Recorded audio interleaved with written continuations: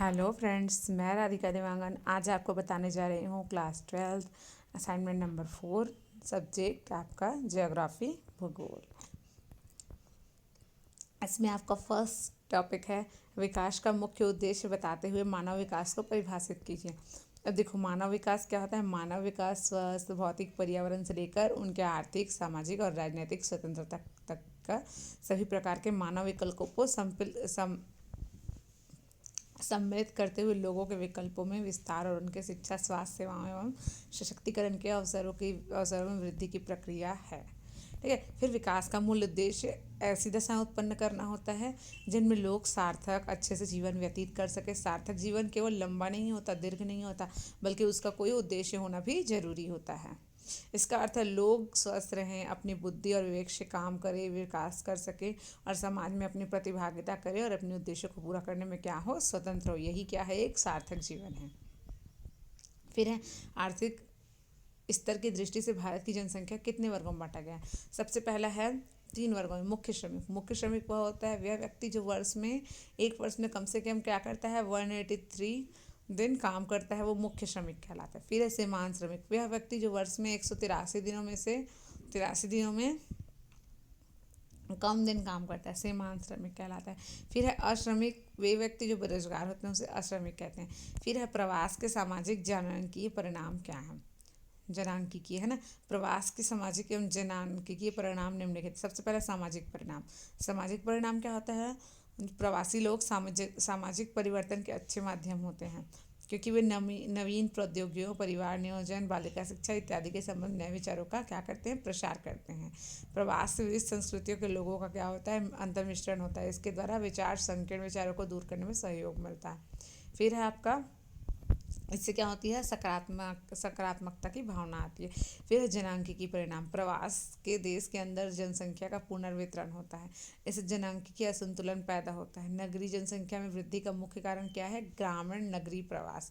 ग्रामीण क्षेत्र में होने वाले युवा, आयु, कुशल एवं दक्ष लोगों को बाह्य प्रवास ग्रामीण जनांकिकीय संगठन पर प्रतिकूल प्रभाव डालता है।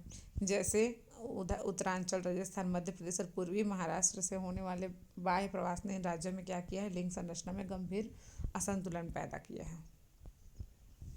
फिर है भारत में प्रवास के किन्हीं 5 कारण। आर्थिक कारण। ग्रामीण इलाकों से ज़्यादातर लोग खेती पर निर्भर करते हैं तथा सीमित कृषि भूमि पर जनसंख्या का अधिक दबाव होने से सभी को रोजगार नहीं मिल पाता। रोजगार के अन्य अवसर भी उपलब्ध नहीं होते हैं, इसलिए नगर सुविधाओं और आर्थिक अवसरों से आकर्षित होकर लोग नगरों में आकर बस जाते हैं, जिससे क्या होता है, स्थल पर बेरोजगारी, भूखमरी आदि कारक लोगों को अपना स्थान छोड़ने पर मजबूर कर देते हैं। फिर है अवसंरचनात्मक कारक। ग्रामीण इलाकों में शिक्षा मुख्य रूप से क्या है, उच्च शिक्षा का अभाव है, इसलिए प्रवास करते हैं। स्वास्थ्य सेवा, मनोरंजन, उच्च जीवन स्तर हेतु। फिर सामाजिक सांस्कृतिक कारक।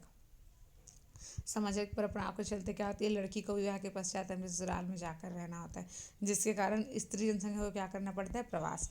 राजनीतिक कारक। युद्ध, अशांति, स्थानीय संघर्ष, राजनीतिक अस्थिरता, जाति, धार्मिक चलते की कमी, लोग अपने घरों को छोड़कर अन्य सुरक्षित स्थानों की ओर प्रवास करते हैं। आतंकवाद के कारण कश्मीर घाटी से कश्मीरी पंडितों का मजबूरन देशों के अन्य भागों में प्रवेश कर जाना।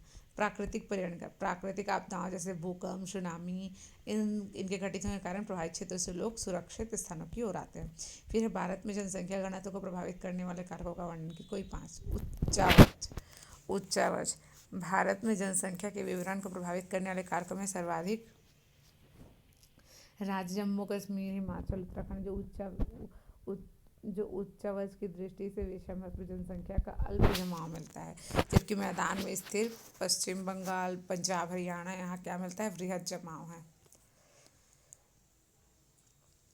फिर है जलवायु। अनुकूल जलवायु मानव क्षेत्र को विशेष क्षेत्र में रहने को आकर्षित करता है। भाबर, तराई, गंगा का निम्न डेल्टा आदि क्षेत्रों में दलदल वनों की अधिकता तथा आज जलवायु के कारण विषैले कीड़े मकोड़े तथा जीव बीमारी वहाँ बहुत घने क्षेत्र बसे हैं, जबकि मैदान में अच्छी जलवायु सर्वत्र अधिक जनसंख्या पाई जाती है। फिर है तापमान। अधिक ऊंचे तापमान जनसंख्या के जमाव में बाधा डालते हैं, जबकि सामान्य तापमान क्या होता है, इसको आकर्षित करता है। बहुत ही नीचे तापमान जैसे ऊंचे हिमाचल प्रदेश शीत के कारण जनसंख्या में शून्य होते हैं, किंतु पहाड़ी में ग्रीष्म ऋतु में मैदानी भागों की अपेक्षा ठंड रहते हैं। फिर है वर्षा की मात्रा। भारत जैसे कृषि प्रधान देश में जनसंख्या के वेतन घनत्व, वर्षा की मात्रा तथा जल की उपलब्धता पर विशेष रूप से प्रभावित है। 100 सेंटीमीटर वर्षा रेखा के पश्चिमी भाग वर्षा कमी के कारण कम घने हैं, जबकि इससे पूर्वी भागों में अधिक घनत्व पाया जाता है। कम वर्षा वाले भागों में पश्चिमी उत्तर राजस्थान, पंजाब, हरियाणा आदि राज्यों में सिंचित क्षेत्रों के कारण जनसंख्या अधिक पाई जाती है। इसके विपरीत हिमाचल, असम में जल का निकास ठीक न होने से अधिक वर्षा होने पर भी जनसंख्या कम पाई। मिट्टी का उपजाऊपन।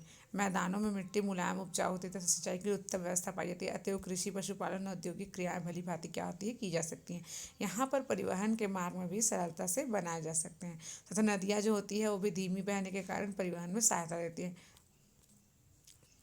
धन्यवाद।